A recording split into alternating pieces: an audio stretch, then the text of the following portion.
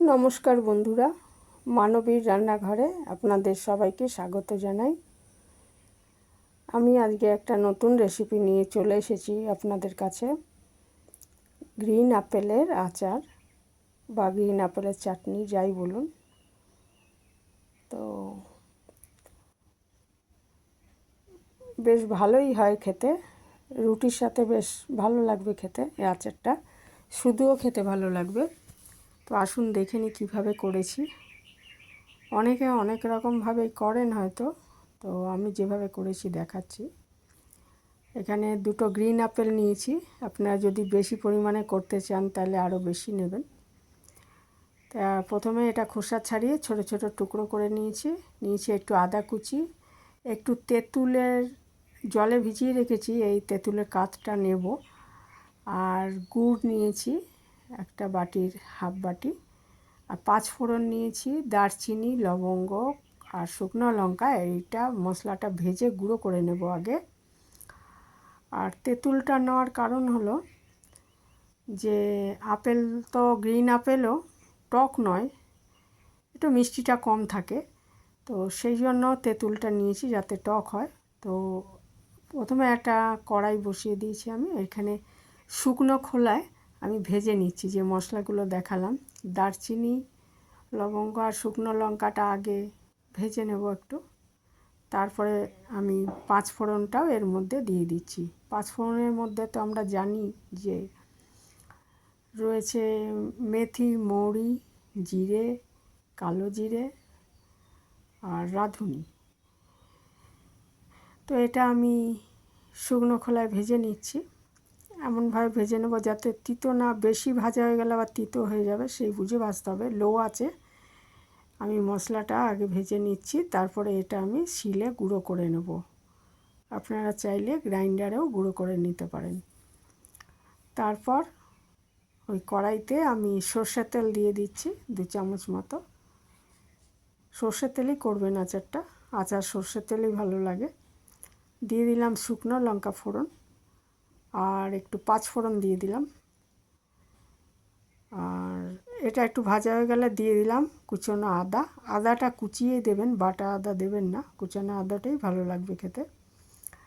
তারপরে এটাকে আমি একটু ভেজে নিচ্ছি।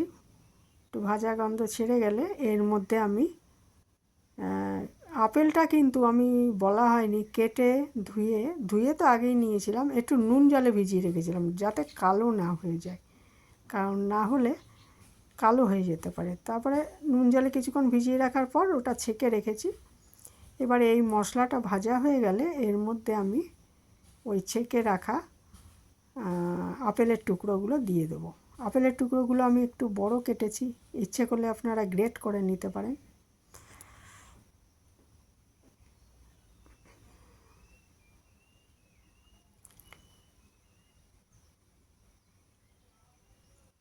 নিয়ে এটা আমি ভালো মতো সাঁতলে নিচ্ছি।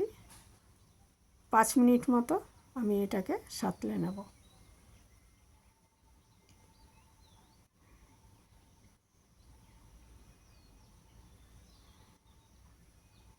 তারপর এর মধ্যে আমি নুন দিয়ে দেব।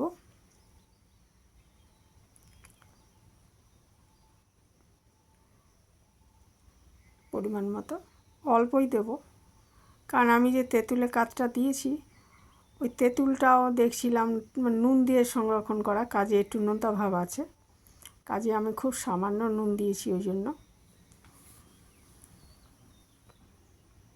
এটা ভালো মতো সাঁতলে নিচ্ছি।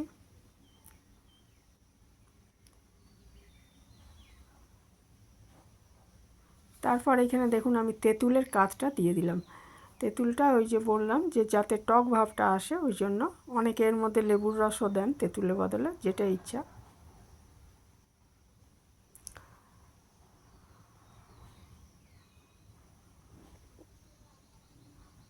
সামান্য নুন দিয়ে দিয়েছি। আর আচারটা এবারে এই যে এটা ভালো মতো সাঁতলানো হয়ে গেলে, মিনিট 5-6 সাঁতলানো হয়ে গেলে তারপরে আমি গুড়টা মেশাবো। গুড়ের বদলে কিন্তু চিনিও ব্যবহার করতে পারেন। এবারে গুড়টা আমি দিয়ে দিচ্ছি। গুড়টা দিয়ে ভালো করে নেড়ে চেড়ে এটাকে আমি মিনিট 10 ঢাকা দিয়ে রান্না করে নেব। আগে 5 মিনিট ঢাকা দিয়ে রান্না করে নিয়েছি, তারপরে ঢাকাটা খুলে যে ভাজা মশলাটা গুঁড়ো করে রেখেছি সেটা দিয়ে আরও 5-6 মিনিট রান্না করে নেব। তাহলেই মোটামুটি আচারটা তৈরি হয়ে যাবে।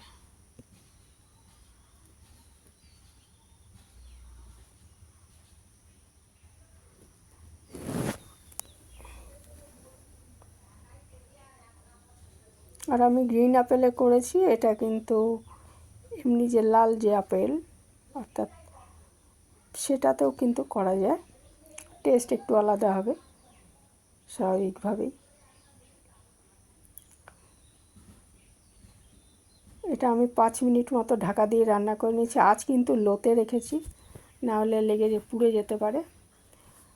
5 মিনিট পর ঢাকাটা খুলে দিয়ে একটু নেড়ে চেড়ে এর মধ্যে ভাজা মশলাটা দিয়ে দেবো, যেটা আমি শিলে গুঁড়ো করে রেখেছি।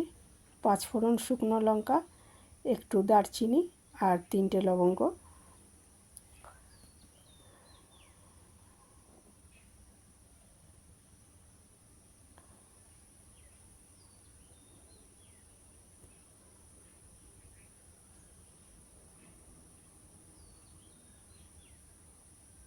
ভাজা মশলাটা দিয়ে দিচ্ছি, দিয়ে আরও ঢাকা দিয়ে মিনিট 6 রান্না করে 5-6 মিনিট রান্না করার পর খুলে দেখে নেব যে আপেলগুলো সেদ্ধ হয়েছে কিনা, তাহলে আচারটা তৈরি হয়ে যাবে। আর লাস্টে একটু ভিনিগার মিশিয়ে দেব। ভিনিগার মেশালে কি হবে, স্বাদটা একটু বাড়বে আর কিছুদিন সংরক্ষণ করা যাবে ভিনিগারটা মেশালে। তবে আমি তো খুব বেশি পরিমাণে করিনি, এটা খুব বেশি দিন এমনিতেও থাকবে না।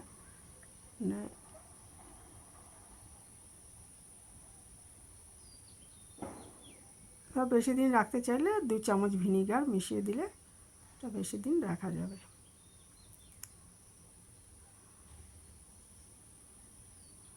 ভিনিগার মিশিয়ে দিয়েছি,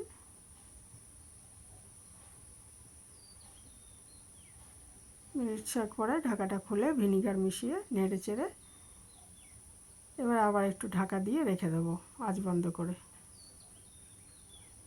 আপেল সেদ্ধ হয়ে গেছে, কাজেই আচারটা তৈরি হয়ে গেছে।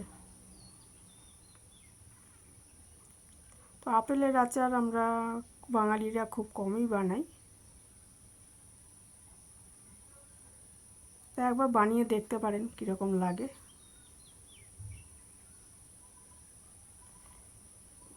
এখানেই শেষ করলাম। যারা এ পর্যন্ত দেখলেন তাদের অনেক ধন্যবাদ। ভালো থাকবেন সবাই।